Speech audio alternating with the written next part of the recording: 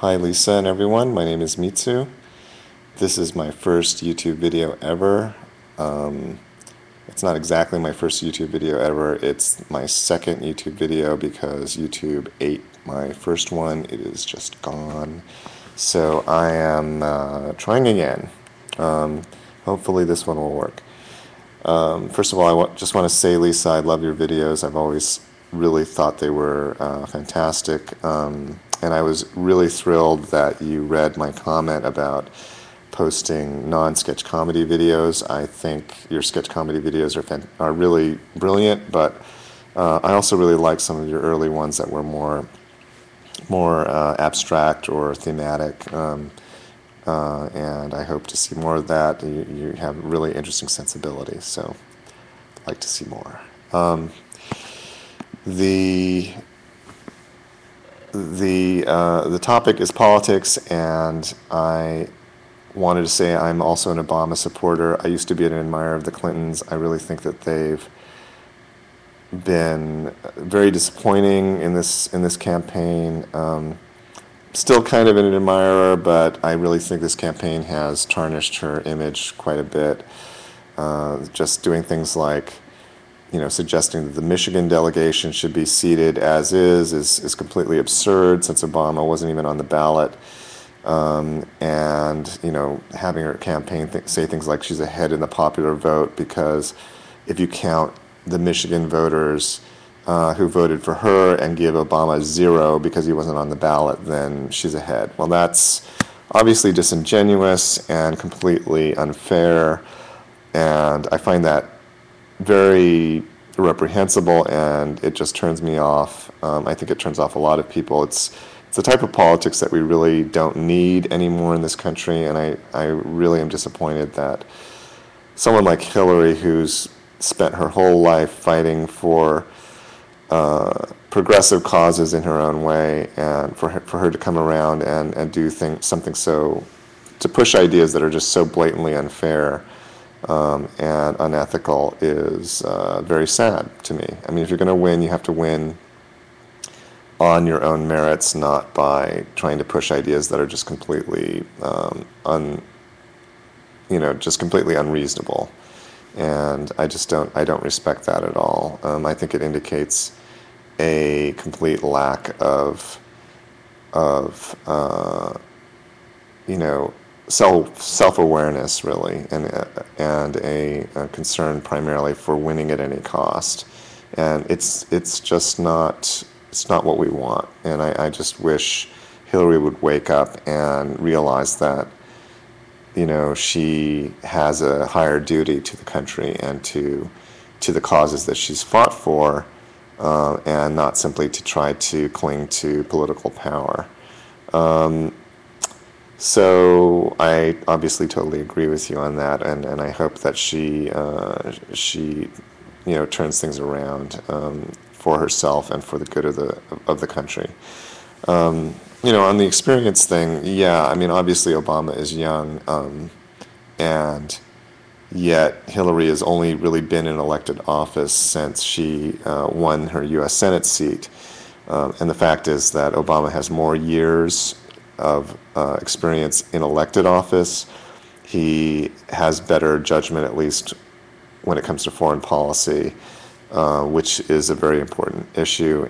But the thing that really differentiates them, and the thing that really, to me, makes the case for Obama is that he's trying to elevate the discourse. He's trying to, he appeals to independents. He tries to get ideas from all across the political spectrum, which is great. But at the same time, he doesn't just pander to independents and to conservatives. He actually thoughtfully tries to convince them that there are better ways of doing things than they might have thought possible in the past. And he tries to raise everyone up. And Hillary has just she does things like this gas tax holiday, which is obviously absurd. It's not going to do anything significant. You know, we're facing serious problems. You know, there's going to be, you know, we're running out of oil. At the same time, there's global warming. We have a huge ballooning federal budget deficit, which has been exacerbated by Bush's policies, and we're running headlong into an abyss. And we need someone who is going to be able to convince people to do the right thing. And you know, it's not good enough just to have the right policy. I mean, I think Obama is very astute on policy. He obviously has a command of the details of policy, but at the same time, he's able to persuade people. You know, he's able to bring people around and to unite people. And I think that that's what we need right now. You know, we need a president who can exhibit leadership in Congress. You know, I doubt the Democrats will have a filibuster-proof majority. He'll have to bring at least some moderate Republicans around, and you know, and more than that, he really needs to bring the whole country around, even